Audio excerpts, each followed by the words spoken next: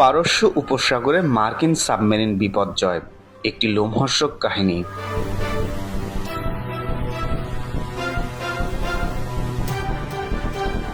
পারস্য উপসাগরের নীল জলরাশির নিচে ঘটে গেল এক নজিরবিহীন ঘটনা। আমেরিকার গর্ব $3.4 বিলিয়ন মূল্যের অত্যাধুনিক পারমাণবিক সাবমেরিন ইউএসএস কলোরাডো রহস্যজনকভাবে নিখোঁজ হয়ে গেছে।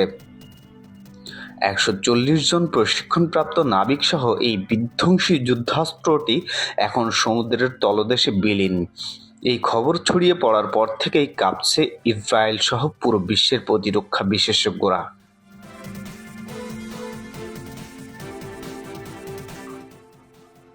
পুরো ঘটনা শুরু হয় গত 17 এপ্রিল। পারস্য উপসাগরে নজরদারির দায়িত্ব পালন করছিল মার্কিন নৌবাহিনীর ভার্জিনিয়া ক্লাসের এই নিউক্লিয়ার সাবমেরিনটি। হঠাৎ করেই পেন্টাগনের সেন্ট্রাল কমান্ডের সাথে এর যোগাযোগ সম্পূর্ণ বিচ্ছিন্ন হয়ে যায়। ওয়াশিংটন শুরুতে ভেবেছিল এটি হয়তো কোনো যান্ত্রিক ত্রুটি, কিন্তু যখন সাবমেরিনটি ইমার্জেন্সি লোকেটর বিপ কাজ করা বন্ধ করে দেয়, তখন মার্কিন প্রশাসনের অন্দরমহলে চরম আতঙ্ক ছড়িয়ে পড়ে। ঘটনার কয়েক ঘন্টা পরেই এক বিস্ফোরক বিবৃতি দেয় ইরানের ইসলামিক রিভলিউশনারি গার্ড কর্পস বা আইআরজিসি।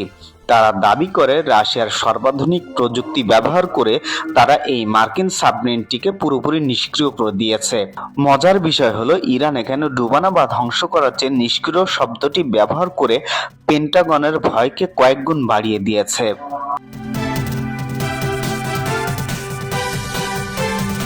এর অর্থ হলো সাবমেরিনটি এখন ইরানের নিয়ন্ত্রণে থাকতে পারে। এখন প্রশ্ন জাগে, সমুদ্রের গভীর তলদেশে সম্পূর্ণ নিঃশব্দে চলা সাবমেরিনটিকে ইরান খুঁজে পেল কিভাবে?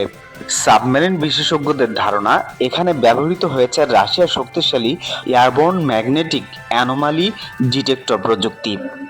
এটি রাডারের পরিবর্তে পৃথিবীর চৌম্বক ক্ষেত্রের সক্ষম পরিবর্তন পর্যবেক্ষণ করে পানির নিচের ধাতব বাস্তব অবস্থান নিখুঁতভাবে শনাক্ত করতে পারে।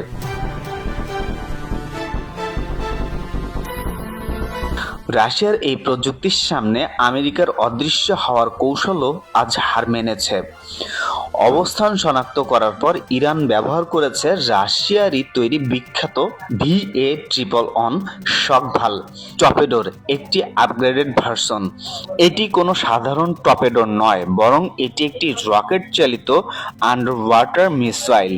এর চারদিকে গ্যাসের আবরণ তৈরি হয় বলে পানির ঘর্ষণ কমে যায় এবং এটি ঘন্টায় 1600 কিলোমিটারের বেশি গতিতে ছুটতে পারে।